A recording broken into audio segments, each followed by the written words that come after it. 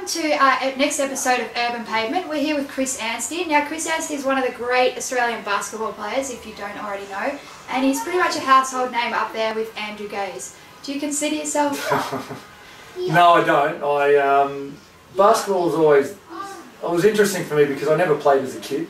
So every year I played, I just continued to play as long as I was going to get better.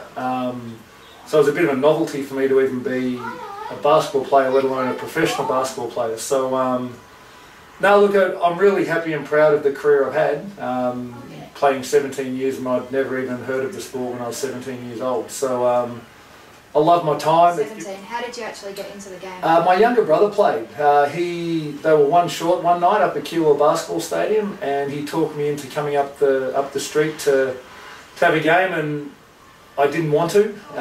He talked me into it. I was studying for Year 12 VCE. He explained to me that they needed 5 players, otherwise they'd have to forfeit. And I suppose the 5-minute drive on the way to the stadium, he was teaching me the rules. Pretty much all I knew was that. All he told me was that you can't run with the ball unless you're dribbling it, but they told me not to do that, being tall. Pretty much they said, put your hands up on offense and we'll throw it to you because everyone else is small, and on defense, put your hands up and they'll have to shoot over you. And I ended up having 52 points. There were probably 7 people watching the game, and one of them was a scout from the Nunawading Inspectors and one of them was a scout from the Melbourne Tigers. So I suppose it was a really good life lesson that at least I went and tried, and I suppose with every kid you never know who's watching, and that one game someone was watching who gave me an opportunity, and it changed my life. Exactly. And you spent some time sitting on the bench next to Lindsay Gaze, yes. And then you switched over to Magic, obviously, and won some championships against the Tigers.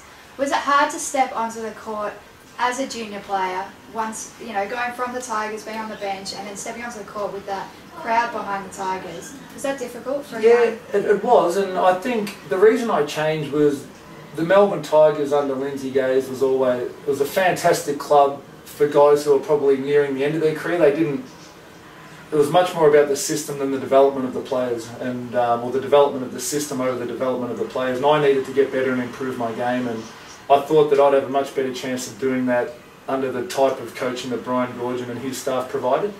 And that's why I changed. It was nothing against the club, it just wasn't the best fit for me personally. Because I changed, I think everyone thought that I thought I was better than I was and thought I was arrogant and all that kind of thing, and all I was really trying to do was to put myself in the best environment to get better. It wasn't even about playing time, it was just the development that I thought I needed. Yeah, it was hard, but if I had to make that decision again, I'd make it every time, because that was the best decision that I made in my basketball career, going across and training and improving under them, and not just the coaching staff, but the one guy in particular that I look back now that I've retired that I played with was John Dorge. Was that here's this young 17-year-old kid coming into his team, or sorry, 19-year-old kid coming into his team who everyone's sort of saying has potential and is essentially a threat to his career, because he's coming to the end of his career, and a lot of players would have done all they could to protect their position, but he helped me and taught me every single day. He's one of my best mates today, and I'll be eternally grateful for the help he gave me. And you spent some time overseas, obviously. What are the highlights when you play overseas? Is every game a highlight? I mean, you played against Jordan, didn't you? Yeah, I did. Yeah, I mean, there are highlights.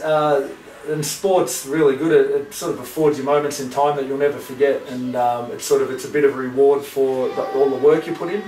Every game now becomes a bit of a drag sometimes, every game, because you're away from home, you don't see your friends, you turn up and play the game. There's lots of games in There are a lot, and you're playing in front of people you don't know. One of the great things about playing at home is you're playing in front of your family and friends. 26 points against the Boston Celtics, which was individually a fantastic game for me. We won as well. Yeah. My family was there, they were over visiting, and that was a pretty special game because it was the best game I'd ever had, and at the time it was the highest points total that an Australian player had ever had in the NBA, and Bogut went and beat that. It was my only ever chance to play against Michael Jordan, and they were coming to Dallas, was his last year, and he'd announced his retirement, and had all family and friends come, had probably 25 odd tickets from people coming from Australia.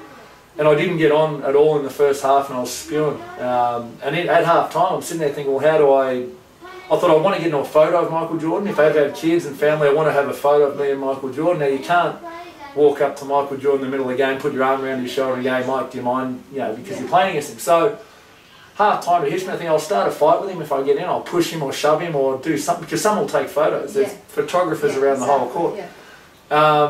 So I was almost hoping we got blown out even further, because then I'd get on. But then we started coming back, and I played, and we continued to come back. And it was, even now I've got the tape and I still don't believe we won. We were 15 down with 3 minutes to go, 10 down with with a minute and 8 seconds to go, 5 down with 10 seconds, and won in overtime. And I played in overtime. I had 4 points. I had a dunk and a jump shot.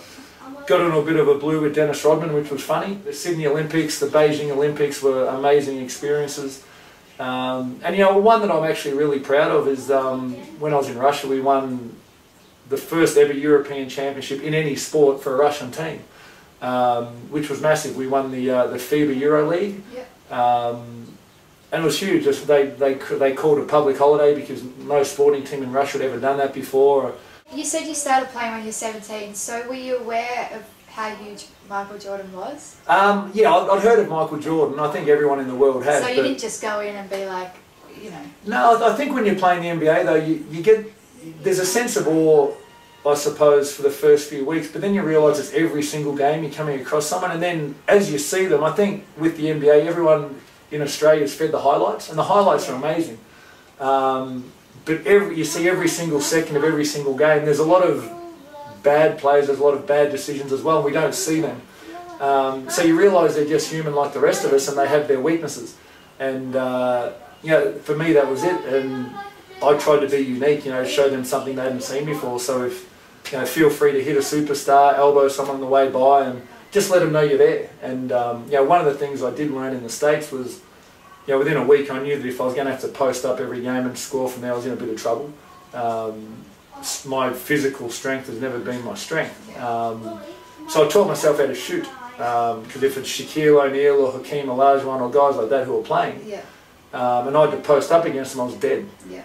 So to almost teach myself to be a four-man and be able to guard the slightly more mobile, not quite as big players. And if the centres guarded me, be able to take them out, sort of pick and pop and shoot the jump shots. So you came back to Melbourne. Based on your prior relationship with Melbourne, were you nervous about coming back? Yeah, I was a little bit. I was.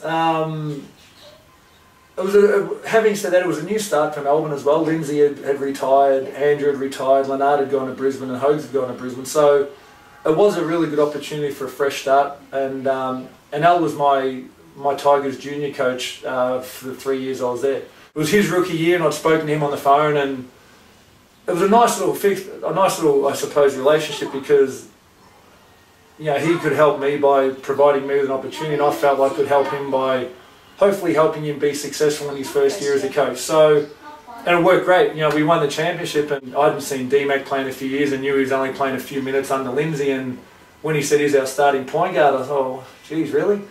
But, you know, that bloke is, you know, he's amazing. I think the turning point, we beat Sydney just before Christmas, and the team hadn't done that in quite a while. I think that instilled a sense of belief that, you know, we've spoken about winning, but now we've proven that we can. Do you think that's the case a little bit this season? Yeah, it is. I do. I think the belief's starting to come. It was a new system. They've got Corey in, and yeah, winning breeds winning. You know, still remember Rashad Tucker missing both free throws in Perth with a second to go when we were tied to put us in, and walked off to the bench, and no one dropped their head. Everyone's patting him on the back, and we're ready for overtime. I think a lot of groups go the other way with that. We've just blown a chance. There goes our opportunity. We lose, and we won overtime easily. But that was the vibe around the group, and it's a massive thing. You know, the way you are with each other, the belief you have in each other, and we had that undoubtedly. And yeah, I think the group this year is starting to get it. You finished up your career obviously now. You spent a few years with the Tigers, a couple of championships. You started your own business, TLC. I have, yes. I started TLC Mentoring.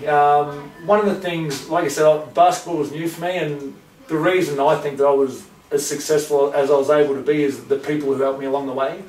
And I suppose when you sit back and reflect, and people tend to ask you who the biggest influences on your career were, they were the people who were there at the start. I always believed that because I'd worked so hard that I had every opportunity to be successful, and learned how to be a part of a team, learned how to communicate within a team, and that's what TLC is: teamwork, leadership, and confidence in kids. And I think so many kids today, first of all, don't actually understand their full potential, and then let alone have the tools to then go and achieve it. So that's what we want. So we're, my business partner is Natalie Tidcombe. She's a 3-time Olympic medalist in softball, captained the women's softball team to Olympic medals.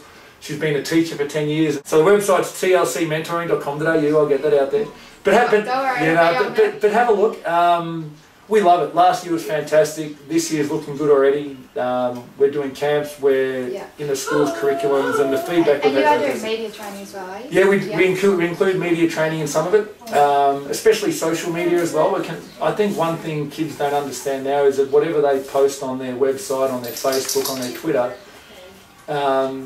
people are forming opinions of them. I know you're playing cricket. Have you had to make a big size, made a bigger handle? No, none of that. No, look, one of the things I've always wanted to play cricket. I had a group of mates who were playing together who I've always sort of promised them I'd come and play with them, and as soon as I retired, they're on the phone saying we've got no excuses anymore. So I've loved it. No long handle. The pads are a little bit short, but look, I just love the social side of sport. I think the only environment I ever played basketball in was a professional environment. I didn't get that social side. I played social tennis and competitive tennis growing up, but never had that social side of basketball. Anytime there's a sporting event, backyard, street, local oval, I'm there. You can't be a part of a team, well, for 6 years, but the last 5 in particular, and win a couple of championships. You get a bond with the guys, you get a bond with the club.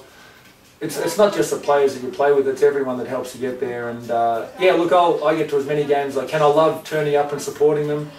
A couple still text me or call me every now and again, just run a question by me, which I feel very, a little bit honoured, I suppose. And finally, we've got Australia Day coming up.